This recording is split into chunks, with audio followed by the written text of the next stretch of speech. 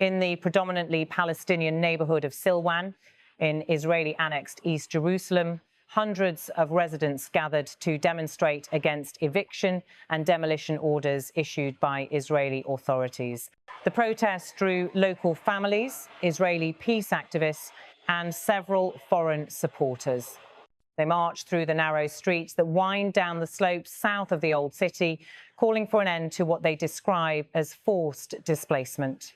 Placards in English and Arabic carried a simple message: stop demolitions, no to eviction, and settlers out of Silwan. Demonstrators chanted for their right to remain in their homes, condemning what they called attempts to alter the demographic and cultural character of one of Jerusalem's oldest Arab neighborhoods. Silwan has long been a focal point of tension in East Jerusalem, the area captured by Israel in the 1967 Six-Day War and later annexed, remains at the heart of disputes over sovereignty and land ownership. For decades, Palestinian families have lived here without building permits, which are nearly impossible to obtain under Israeli municipal planning regulations. Israeli authorities say enforcement is based purely on construction law, but Palestinian residents and international rights groups argue that these policies are designed to make life untenable and to clear the way for Israeli settler expansion. Human rights organizations, including Bsous and Amnesty International, have repeatedly criticized the demolitions. They argue that Israel's zoning restrictions leave Palestinian residents little choice but to build without permits, making them vulnerable to eviction. The Israeli municipality of Jerusalem maintains that all demolitions and evictions are conducted through legal procedures, and officials insist that property disputes are resolved by the courts, not politics. At Friday's demonstration, Palestinian women led chants through megaphones, waving Palestinian flags and banners. A large sign reading "Stop the Ethnic Cleansing" was raised at the front of the march. Men and women of all ages joined the protest, joined by Israeli and international activists who have taken part in weekly demonstrations in solidarity with Silwan residents. The mood was tense but orderly. Police units were stationed nearby but did not intervene. Among the protesters was Raafat Bsous, a 5-year-old resident of Silwan. Holding a sign against eviction, he declared, "We are here today to say to everyone that we are steadfast and determined to remain in our homes. All the families here have received eviction and forced displacement orders from their houses." He went on to say, "Now the occupation comes to expel us from our homes, to hand them over to settlers. We are here to raise our voices to say we reject forced displacement.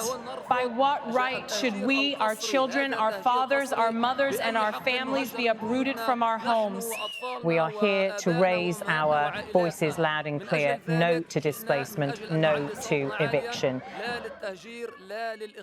Standing nearby, Zuheir Rajabi, a 53-year-old community leader and longtime resident of Silwan, addressed the crowd through a megaphone.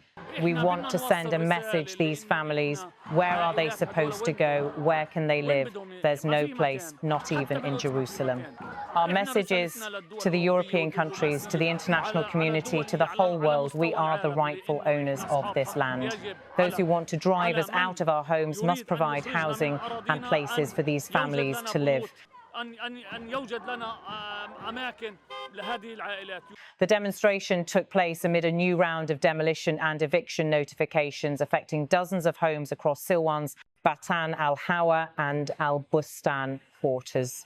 Israeli authorities cite violations of construction law and have long planned to transform parts of al-Bustan into an archaeological park known as the King's Garden.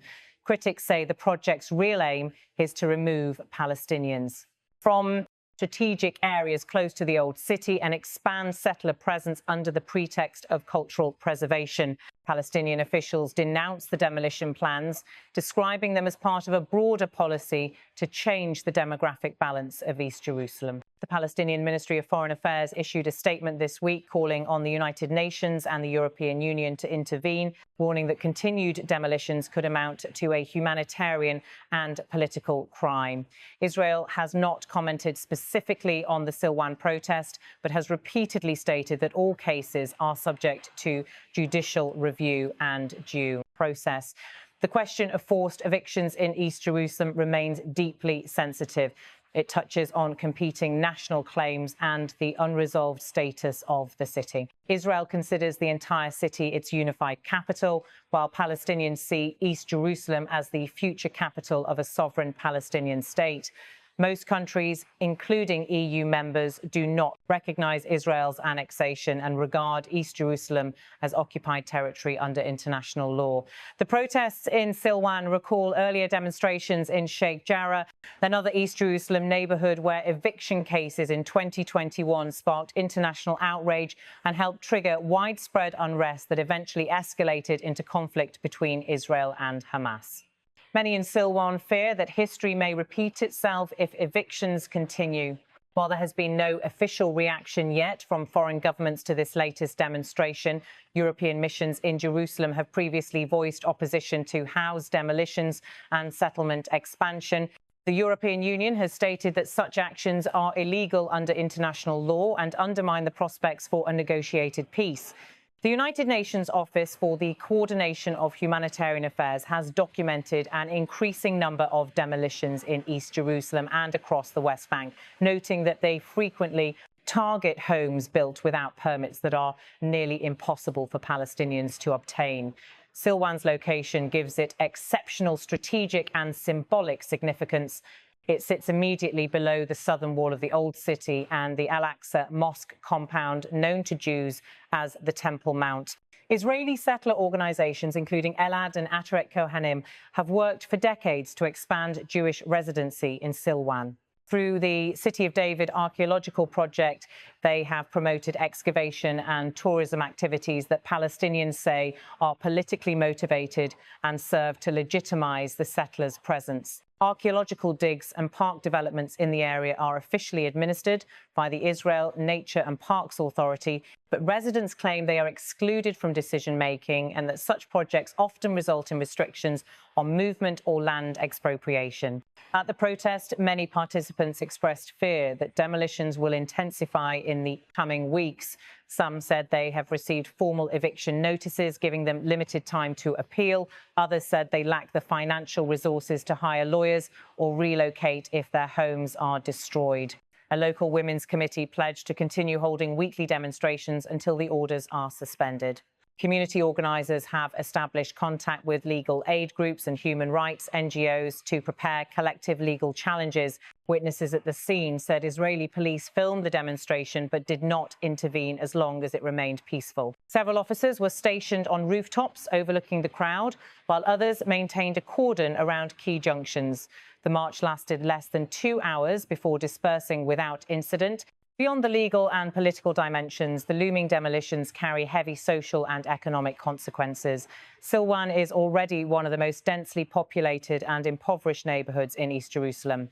Restrictions on construction mean residents cannot expand or renovate their homes, leading to overcrowding and deteriorating living conditions. Families facing eviction are unlikely to find affordable housing elsewhere in the city, where property prices remain far beyond reach. Humanitarian organisations warn that forced displacement worsens poverty and undermines access to education and health services. Children forced to relocate often face school disruptions, while families struggle to secure stable shelter.